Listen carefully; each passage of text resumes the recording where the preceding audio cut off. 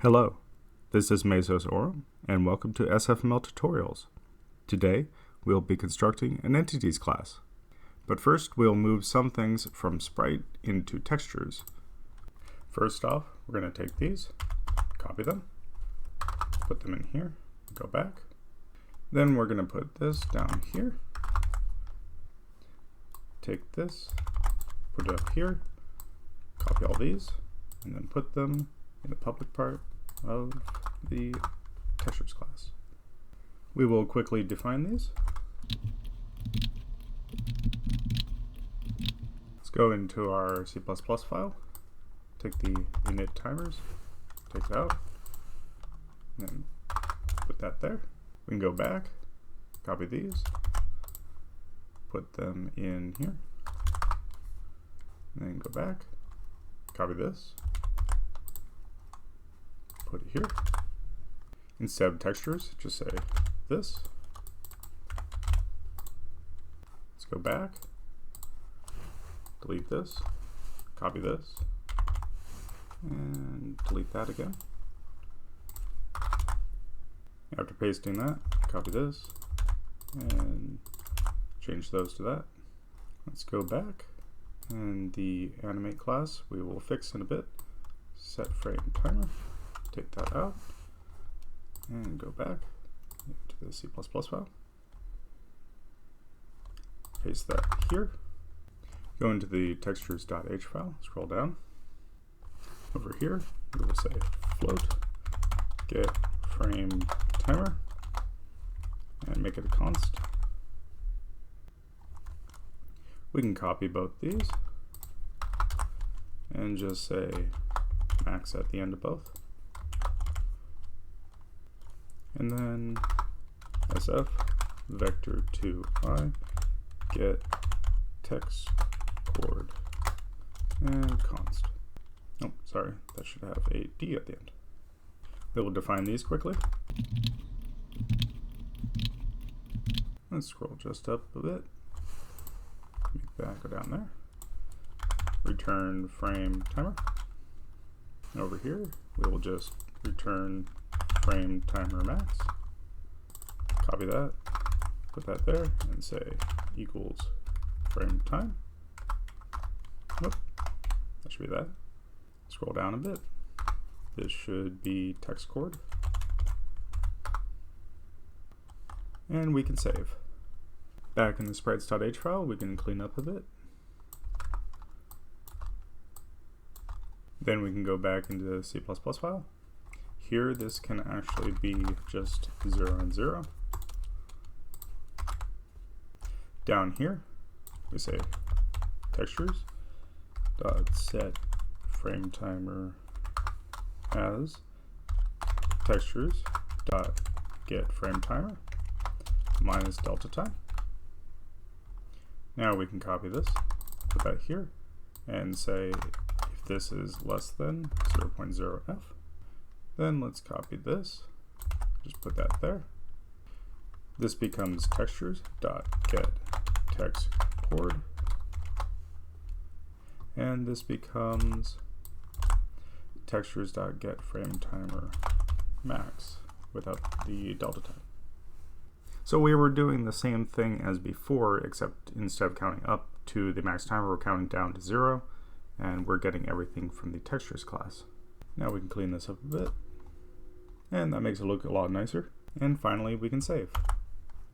Sorry, this should be less than or equal to. Now we'll go back to the game class. Then we'll say sprites textures dot set frame timer as 0.1. Then we will debug and see that it works. Now we can make our entity class. Say add new item. Say entity.h, and down here we'll say to add entity.c++. Here we will include entity.h, go over to the entity file. Here we need to include string.h. We need to include textures.h. We need to make another header file. It will say physics.h, another C++ file, physics.c++ that we will be messing with later. First, we will say sharp include physics.h. Here, we will sharp include S.F.M.L / graphics.h++. And for now, we will just do the usual basic things.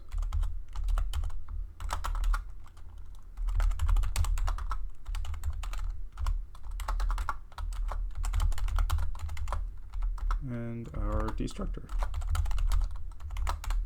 We will define both of these before we move on. Then head back to our entity.h file. Here we'll make a class entity, which will inherit from public SF drawable, as well as public physics. We need to remember to sharp include physics.h and move back down. And as usual, we will say private and public. Our constructor needs to be explicit entity standard string address, as well as SF vector 2u size. And we have a normal deconstructor entity. We can define these very quickly, make it look a little better, and go back to the .h file up here.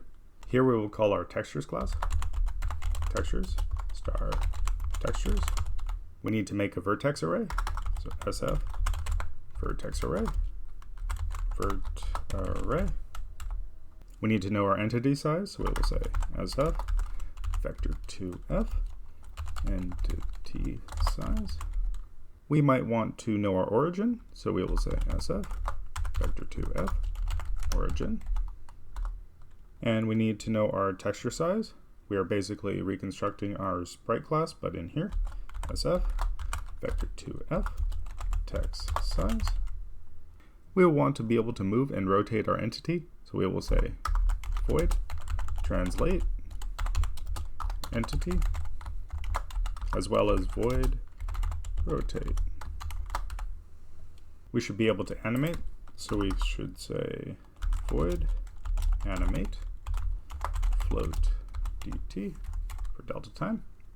We will also need to shift our animation, so we will say void shift animation, and we'll need that vector SF vector 2f shift. We also need to update and draw our entity, so we will say void update entity. Here we will say float delta time and SF vector 2f window size, as well as void draw SF render target and target, and SF render states. Now we can quickly define these.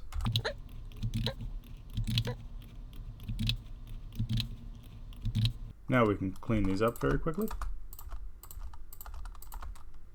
Here we can inherit, so inherit entity size as size. Go down here. You can also say text size equals entity size. We will set our vertex array, a vert array dot set primitive type, SF primitive type, and a triangle strip. We will also resize our vertex array as resize the size of 4. Then we will set our initial positions, say translate entity. We will also shift our animation, say shift animation, make sure that it's at 0, 0. Then we can say textures equals new textures as address and size. We must remember to delete our textures at the end. In our next video, we will need to do a few things. Here we will just say set radii, and here we will say set moment of inertia. Up in our translate entity class, we will need to get an x and a y, but we will do that in the next video. So we'll just put notes, float x equals 0, and we will set x position, and float y equals 0, and set y position. Our width will be float w equals entity size dot x, and our height will be float h equals entity size dot y. We will need to set all our vertex array positions. We'll say vert array at 0 dot position equals x minus the origin dot x and y minus the origin dot y for the first one. Vert array at 1 dot position equals x minus the origin dot x and y plus h minus the origin dot y. For vert array 2 dot position, that equals x plus the width minus the origin dot x and y minus the origin dot y. Lastly, for the vertex array at 3 dot position, that equals x plus the width minus the origin dot x and y plus the height minus the origin dot y. This will make a box that is at your x and y position that has a width and height that you specify, and it is shifted a bit by the origin. In our rotate function in the next video, we will need to get our rotation. We'll say float theta equals 0 for now, and we will say get rotation. We need our cosine and sine, and we'll say float c equals cosine of theta, and float s equals our sine of theta. We will also need our position in this one, but that will be in the next video again. So we'll just copy this, put it down here, and label these with C instead of just x and y. We need a for loop, say for int I equals 0, I is less than 4, plus plus I. For our local positions, we say float px for our position at x equals vertex array at I dot position dot x, and float py equals vertex array at I dot position dot y. We need to shift our position to the origin so it doesn't rotate around the origin, but around itself. We will say px minus equals cx and py minus equals cy. We will go down here, say float x new equals px times c minus py times s plus cx. We will also say float y new equals px times s plus py times c plus cy. Finally, we can set our new position.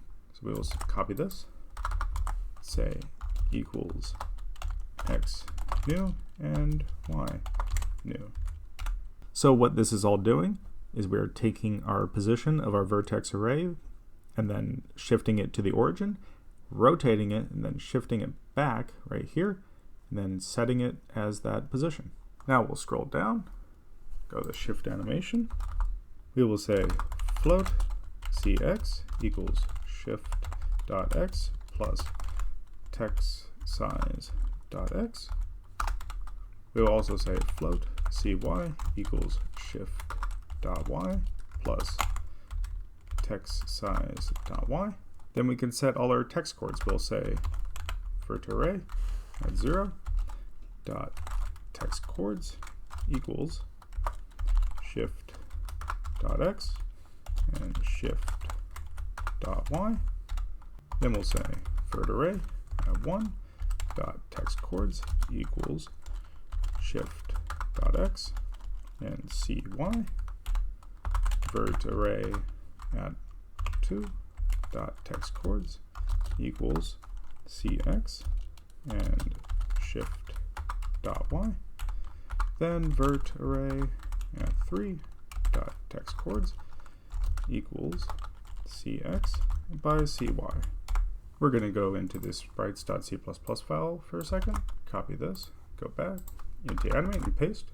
Here we're going to say sf vector2i text chord equals this textures get text chord. Then we will delete this and copy that, put that there. Text chord, except it needs to be sf vector2f. Now we can scroll down to the bottom, go in here. We can say translate entity as well as rotate, and afterwards we will update our physics in the next video. In our draw function, we will say states dot texture equals n star textures. Next we will say target dot draw vert array by states. In our entity.h file, we will go down here. We will make our getters and setters. We will say sf color get color void set color as sf color.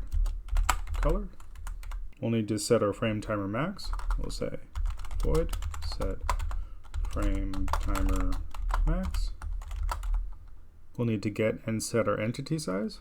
So we'll say sf vector2f get entity size, then void set entity size as sf vector2f size. We'll need to get and set our origin, so we will say sf vector2f get origin, then set origin void set origin sf vector2f origin. We'll need to get our local and global bounds sometimes, so we will say sf float rectangle get local bounds and sf float rectangle get global bounds. We will quickly define these.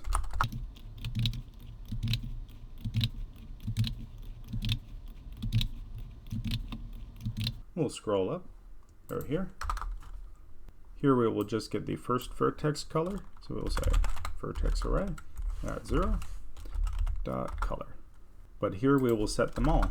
So for int I equals 0, I is less than 4, plus plus I, vert array at I dot color equals color. Scrolling down a bit, I forgot to do this, float time. We'll copy that, put it in here, go back, down here. We will say textures dot set frame timer max as time. Here we're just going to get our entity size. Now we can set this as a constant. And here our entity size will just equal size. Scrolling down, just say origin here. And here we'll say this origin equals origin. For our get local bounds, all we need to do is say vert array dot get bounds. But for here, we need to say sf float rectangle global bounds equals get local bounds. And we will get our position in the next video. So for now, we will say global bounds dot position equals 0, 0. Then we will just return our global bounds. That's it for this video. Thank you for joining me today. If you did, then please like, comment, and subscribe, and have a great day.